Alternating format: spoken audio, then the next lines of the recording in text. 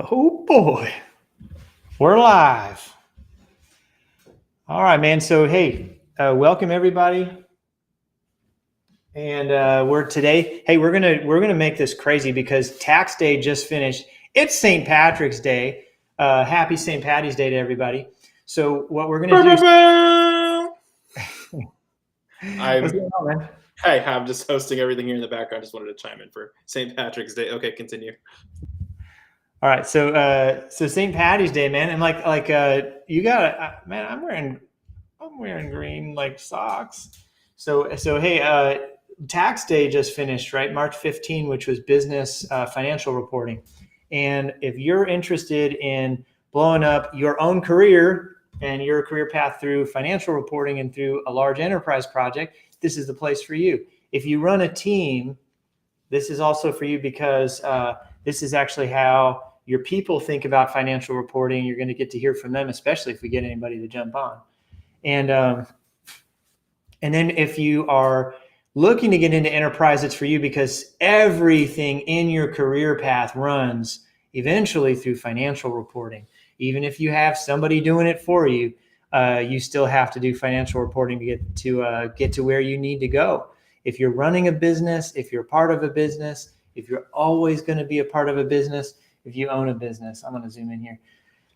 So yeah, pile in, guys. We're covering financial reporting. It's St. Patty's Day.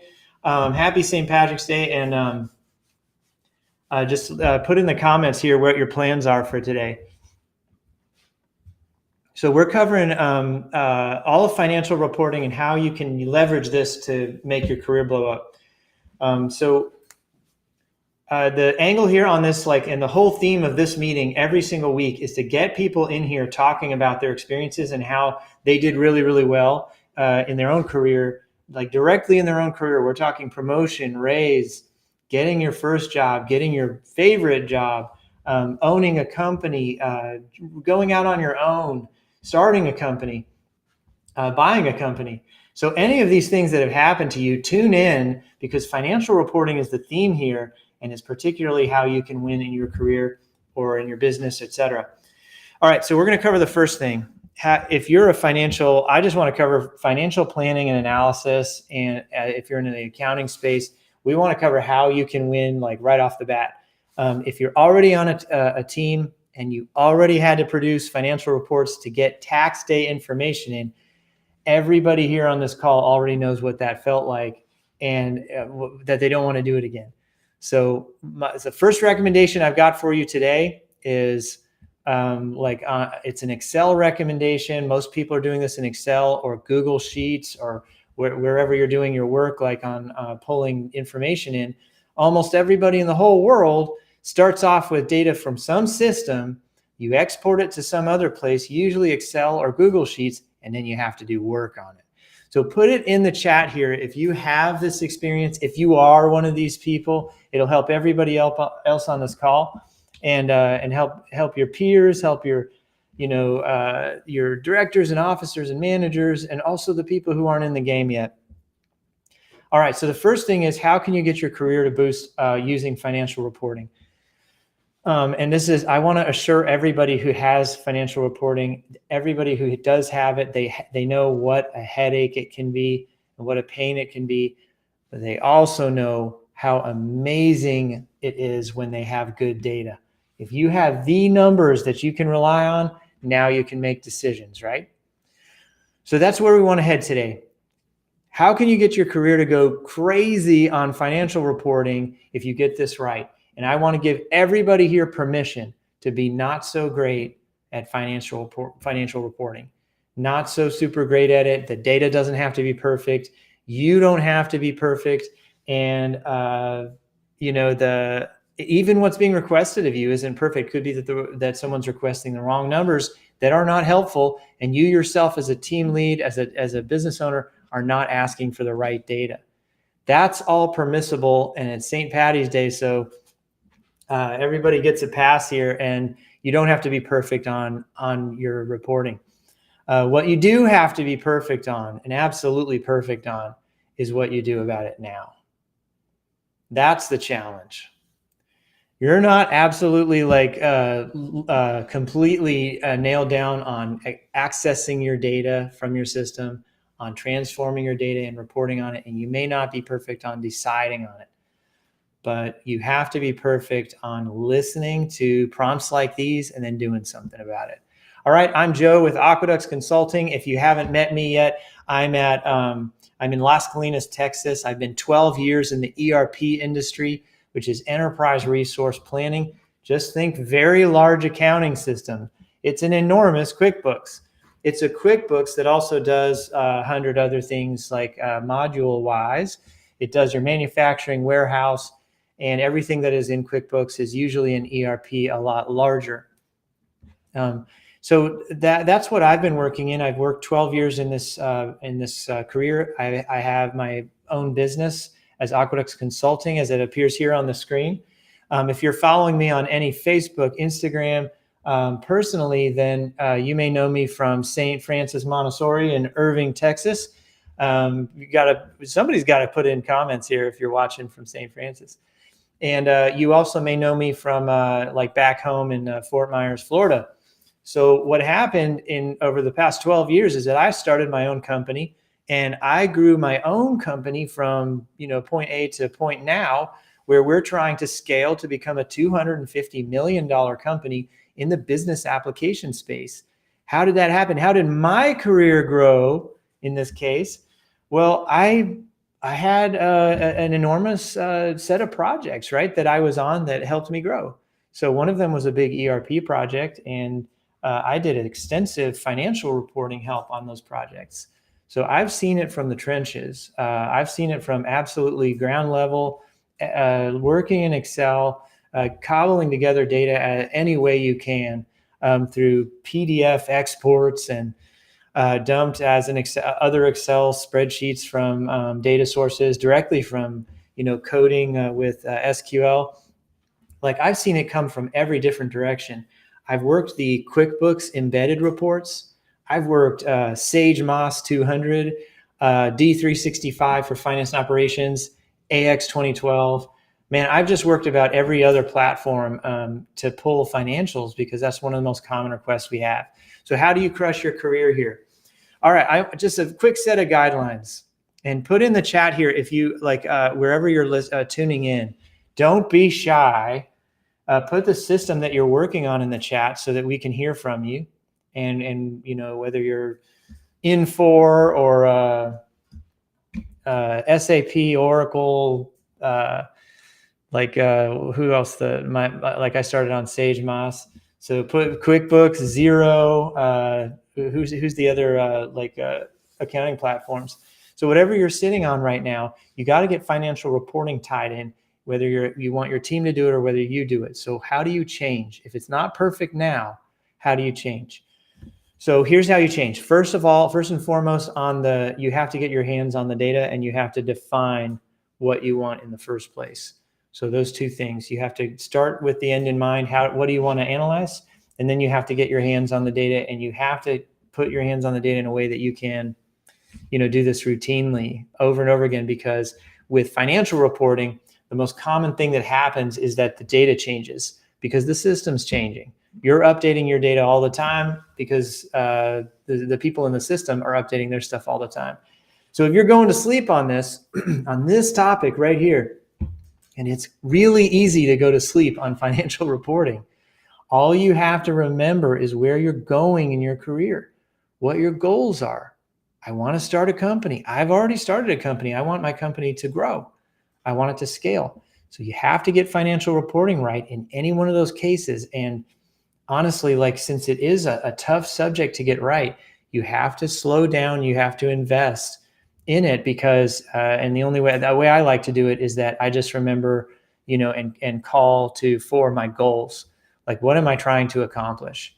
If I'm trying to grow my company from where it is now to 250 million in revenue, then what matters to me, Joe C at Aqueducts C, is that I have standard operating procedures and a whole bunch of knowledge base on how to pull financials from any system. And on certain systems, I should know I should have pre-built things to pull that data so that I can help everybody reliably, not just you tuning into this broadcast, but what happens if I had to help 100 people at a time on the same request? So what matters to me about financials right now, and this could be you, especially if you're an enterprise, is that you have a standard operating procedure for pulling the data. So if anybody, honestly, like if anybody has a standard operating procedure for pulling financials, you should definitely chat it back to us, because you would be a rock star. A very slim percentage of people are going to go there. We Slim have percentage. lurkers, but we don't have typers. We don't have typers. So Alex, what about you, man? So you you run a marketing firm. Like, where are you on financials? Like, and I'm putting you on the spot here, because Oh every my time gosh. you ask somebody, whether personally or part of Yeah. the business, right? And so let me just ask a better question. Okay. Alex, are you perfect on financials? Absolutely not. Okay. So Alex, what are the top 3 things that would be valuable to you? And I haven't prompted Alex so that everybody knows. These are Yeah, real no, this questions. is kind of out of nowhere. I feel like I'm very nervous right now. No, what are the top 3 things that what? What are the top 3 things that matter to you about financials? Those you can answer. Yeah. How much money I have right now? Yeah. How much No, money no, no, I'm no, no, not what matters to you. Top 3 things about your Oh, financial reporting. okay. Knowing how much money I'm going to have in the future. Oh, got it. That's what you're saying. Yeah. Short term and long term. So like, the next couple months, and also projecting out what's coming in the rest of the year. And Dude, why does that matter to you? Because it brings me security. It brings me confidence. It allows me to not be as stressed throughout the day when certain expenses come out, or when something does have to something that does have to get paid for. If I have to pay for a contractor, it's nice for me to be certain with where my money is, because then I know I can either freely spend, or okay, this is the time I'm gonna hunker down and work more on sales. And it's also good to have as accurate numbers as possible. That'd be another thing that I would add. I'm posting live here on Facebook. Oh, good. I want to like share this as Joe C. Oh, perfect. Good. Yeah. So I'm just gonna copy a link here and go back to Joe C. Facebook. Here Great. you go, man. Talking cash flow out on Facebook Live. So come on in and join, man. And I'm going to interview Alex. I'm going to bust him up a little bit. And if you're interested in this, I want you to hop in, and I want to talk about cash flow. So Alex, what is the second most important thing? You got to know how much cash you're going to do, and you're going to get, and you got to know it, because you could run out of it, or you can't have enough. Exactly. Of it. Yep.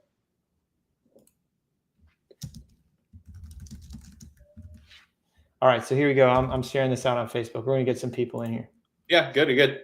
I just shared it on mine as well. Getting grilled by one of my clients. I love it. Off the cuff too. Yeah. All right, second most important thing for you on cash flow. Think about it for the business side. So let's say that your cash flow flush. Mm-hmm. Now, what do you care about? Cash flow flush. Like the cash flow looks good, man. So like, do you care about how good, and like if it's going to stay good, or that would be the thing, is if it's going to stay good. Yeah. So, that'd be the other thing. So what can you do? What can you do right now on the reporting that you have, whether personally or business? What can you do right now to get that in place? Like, to answer that question, if it's going to stay good. What can you do very simply to figure out if it's going to stay good? Not sure. What could I do? Well, so here's the deal. Yeah. If you've had good for we're talking 2 years straight. Yep. Is that a good indicator that it's going to stay good? 2 years, yeah. 2 years straight, right? 2-3 years. So what if you started a new big thing recently? Yeah. And you got an uptick, and now it's like on an upward. I don't know where my trajectory. Camera. Yeah. Upward trajectory. Yeah. There you go. Yeah. So all right. So yeah, like there are ways in financial reporting you can know if it's moving or not. All right. So This doesn't just pertain to business; it's personal, or it's your personal finances as well. So how do you get, all right, now lastly, this is getting a little bit closer. So what system do you use and how do you get the data out? And are you the one who pulls it? I don't want to answer that question. I'm going to embarrass myself. All right, so let's just forget the system for a second. Yeah, When yeah. it comes out of the system, do you work with it in something else like Excel or Sheets or something like Yeah, that? Sheets. Okay, Yep. cool. So Google Sheets. Yep. And you're comfortable there. You're not an expert there, but you know how to use it. I'm not an expert, and it's not like it's enough where I can sort of handle it by myself, and I don't run into too many issues. But then the fear that pops in though is for example, next week I'm projected to start a new project that when the contract signed, when the deposits in, I will have 2x my income from last year, my revenue, just from one Yeah, project. awesome. Awesome. But that's going to create more problems, right? Because it's going to be more cash in the door. It's going to be more expenses. It's going to be more for me to have to handle. Where a product like Google Sheets is not going to be sufficient, and the what I've been doing for a few years now will not.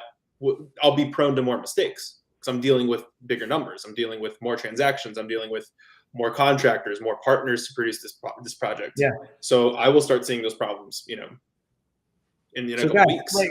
people tuning in right now, like all Alex is talking about is how much money is he making and how much is going out, right? Inflow, outflow, cash flow, and that cash flow has to be on the net higher than the expense. So Yeah. like that your net is high, that's profit, that's margin. And so if you're light on margin, if we're doing something wrong if we're light on margin.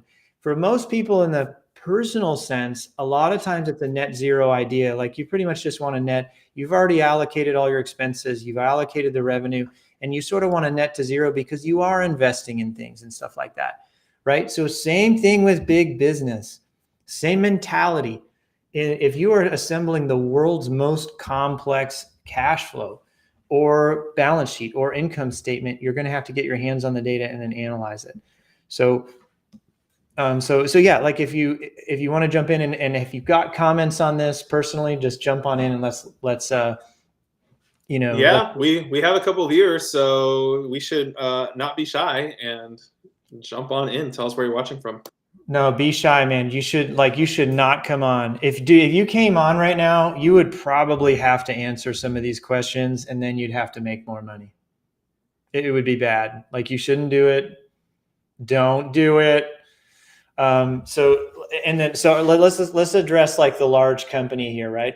So the large corporate enterprise for a second. So you've got the same problem, right? But they just have it a lot more with more complexity. So here's my message to you guys. If you want your career to take off and the careers of your team members, which means your company takes off, right? So you give your people the skills that they need as well as the tools that they need to pull that data. Be forward and proactive about asking them, do you have what you need to pull the data? A lot of times they won't tell you. They're like, yeah, I got it. And because they want it to sound like they can pull all this data with very few resources. The only time you should listen to them tell you that they've got it, it's okay, is if they're really adamant about it. Like, no, I think that, that's probably going to be too much. Like, you shouldn't do that. Like Joe, don't do that. Like, we already have this. The data is perfect. We have a system that's perfect. So just if I would poke and prod a little bit and ask him, how long does it take you to do it? If you were to leave, how long would it take you to train somebody else to do it, right? If they don't know how to do it, that's like a 5-alarm fire, right? If nobody in your company knows how to pull financials. But if how long would it take them to train somebody else? That's a really critical question. Joe, I'd love for you to talk a little bit about that actually, because that's something that I know you've encountered with a couple of prospective clients and current clients of yours, where they have that problem of if this person leaves, goes on a well-earned vacation for a couple weeks, if this person has to some sort of leave, the company is very much dare I say screwed, in the sense that there's no one there to be able to handle all that amount of data that comes in, whether it's things like seeing how cash has performed, or how business has performed in the past month, being able to put that somewhere, invoices, things like that. I'd love for you to talk a little bit more about that, because it's something that I know that you've seen in the field, in prospective clients and current clients, and how Yeah. important that is.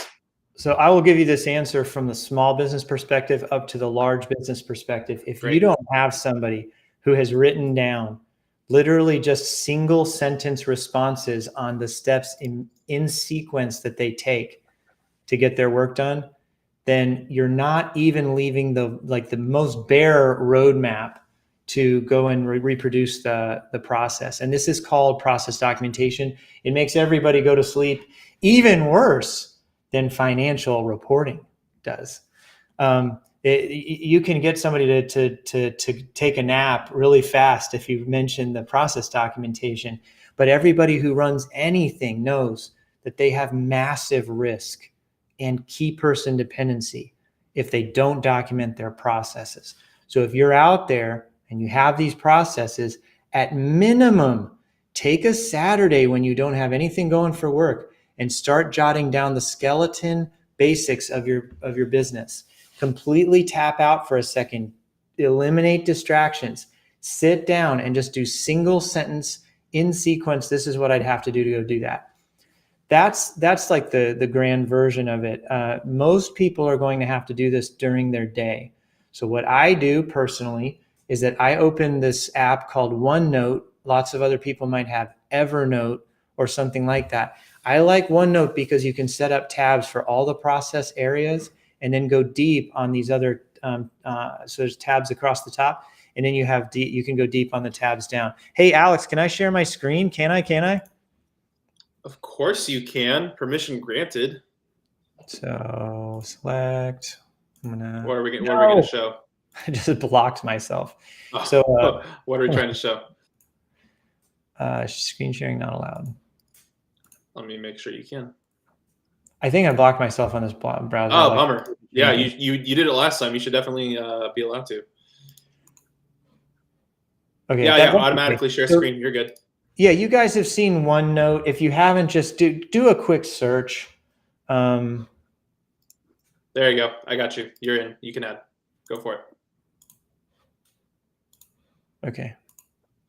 It's not doing it because I think I blocked it on like my browser. Oh, here it is. I got it. Yeah. Mm-hmm. I had to give you permission. I didn't do it. My bad. Oh, here we go. Got it. All right, select. I'm going to do like screen 2 here, which is us. I'm going to allow. All right. There you go. Boom shakalaka. So we're going to bring up a quick browser here, and we're just going to go to OneNote. Microsoft or something. All right. So if you look at this, I'm not going to show mine right now because I have like so many notes in there. It's like it's got a little bit of liability going there. Yeah, and it's also like reading Egyptian hieroglyphics. A ton of stuff. I don't understand it. A lot.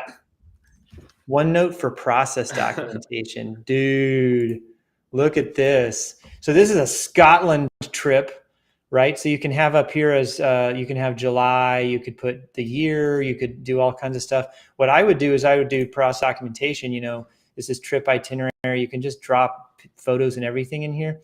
I love this because you can have up here on the tabs, like you can have one thing, like accounts payable, accounts receivable, financial reports, like whatever. You just come in here and you can do your tabs on the right, or these pages on the right, and now you can just fill this with information very, very quickly. See if I can do another instance of this. Yeah, I won't mess with it. So like the idea here is that you're filling this information with one sentence thing on process documentation. Here's project overview, project goals, descriptions, your team, procedures. Like it's really easy to use this stuff, and you got to use an app or some tech here to manage it. Holy moly. Like an infinite share. So that is actually that's my favorite thing to do on process documentation, because then you can do it during the day and just be conscious and intentional about it. Do it all week long. Just jump on and do it. There's a great, the great Allison Maslin from Pinnacle. Don't worry, be crappy.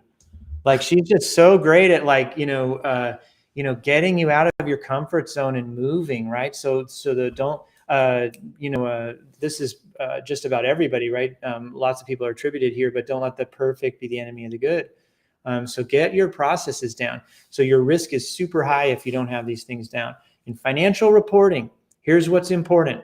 Yep. You have to list where the data lives and the sequence that you use for taking it down and then operating on it. Which brings me to my second favorite tool, which would be Teams or something like Zoom or something where you can record, like loom.com. You can record your screenshot, like your screen, and then you can go through your whole process. The best is if you have that video, but I just do them both, like skeleton of the process and then do the video. You have to know the sequence for financial reporting. It's financials, man. Like they're the financials. Like if you get this wrong, like you're toast. And so the thing about financial reporting is that it has this element. It has some wiggle room and forgivability, forgiveness before you get to presenting on your data. But when you present on your data and it's wrong, I mean, people are relying on you in order to make decisions happen, right? So if you report on data and it's off, man, is it off? And I've seen, like, we're a consulting group that usually does financial reporting for companies around $250 million up to about, right around $3 to $4 billion. We don't usually exceed there because by that time they're usually engaging the ultra large vendors. So I'm fine operating in there, but for some reason the buying pattern, we don't usually fit into the $4 or $5 billion companies and above. So anyway, like it's the same process one way or the other, right? They just have more hoops and hurdles at the enterprise level because they have lots of security concerns and HIPAA concerns and all the personally identifiable information concerns and all that. So make your processes, get a skeleton of them, do a video of it. And oh my gosh, good old Jamie just tagged in. I see you, buddy. I see you. Well, he's gonna have to wait till next week because we're at 29 minutes. Yeah. But no, this is a lot of incredible content for anybody who wants to watch the recording afterwards on YouTube, where we're going to be housing all of these, on Facebook as well. Joe, if you can leave us with one last word of advice, commentary on financial reporting. I know that's what you wanted to focus on today. So if you can give us one last a final take. Yeah. So my favorite outgoing message on financial reporting, and I said it at the beginning, is that it's okay if you have a mess in financial reporting. It's all right. Everybody's got a mess in financial reporting to some degree, right? Even the perfect people have something going with, like, their KPIs and their trending, right? Key performance indicators and trending that they haven't fully figured out. So it's okay to have a mess. It's just not okay not to do anything about it. So that's what I would say that to you guys. It's all right to have a mess in your financial reporting. It's not okay to do nothing about it. So get in there and figure it out. Call us up, like book an appointment with us if you need to talk about it. If you're in the enterprise space, call us up. We can do discovery where we're out on site or remote for 2 days to 2 weeks, telling you what we see and showing you how we would solve your problem. So outgoing, have a great day. Manage that cash flow, or else it manages you. And I'll see you guys later next week.